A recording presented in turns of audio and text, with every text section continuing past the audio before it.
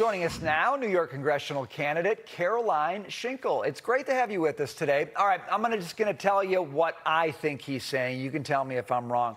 He's talking about efficiency, but I think what Mamdani wants is spending speed. So he wants to remove anything that gets in the way of him spending money faster. Do you believe him, or do you think I'm closer to the truth? I think you're certainly much closer, Brian, and thank you both so much for having me on. It's great to be here.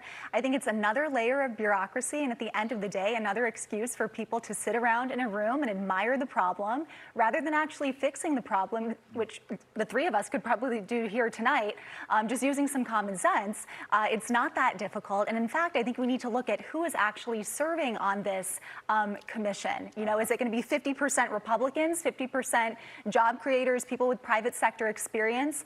I think, you know, were you asked to join, Brian? I certainly wasn't. I haven't checked my mailbox today, but I doubt there's going to be an invitation on that Yes. One thing that I noticed in terms of Brian was talking about spending more money more rapidly is that Mamdani keeps bragging about this balanced budget, but in the city. And it just speaks to not just New York City, but the way that all Democrats handle money recklessly. In that there was a $5.4 billion fiscal deficit that he'd been dealing with, and he said he was going to balance the budget through cost savings. And that is not what happened. Kathy Hochul gave him the ability to kick the can down the road. It's a bailout, in essence, that lets him spend now and then pay later. And it leaves the bill on somebody else's doorstep or some other mayor, where they deferred billions of dollars in pension payments. It's $16.7 billion in pension payments over the next 7 years that will cost $24.3 billion over the following 5. And it's laying the foundation today for a fiscal crisis harkening back to 1975 for New York. That's right. And I think if we continue down this path, New York is on its way to becoming Detroit. I mean, people bailed out of Detroit after the 1967 riots. It still hasn't fully recovered.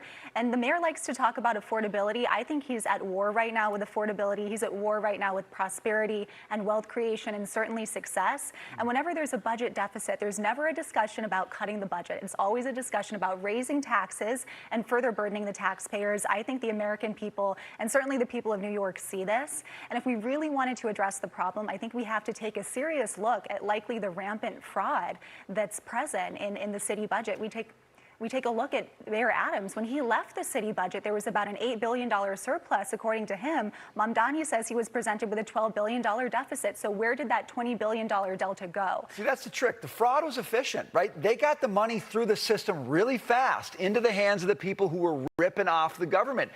They take away barriers to spend money. Is there appetite? I mean, you're talking about smaller government. New York City is like the antithesis of that.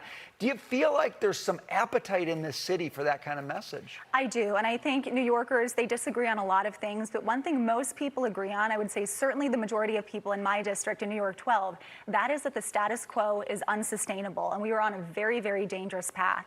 And, you know, I think this commission, we can talk about whether it's a good idea or not. I, for one, don't think we need this kind of a commission, but if we do, we should be appointing people with real private sector experience, people like Ken Griffin, Jeff Bezos, maybe even Elon Musk, and maybe even the president, Donald Trump, some real private sector experience, but don't hold your breath on that.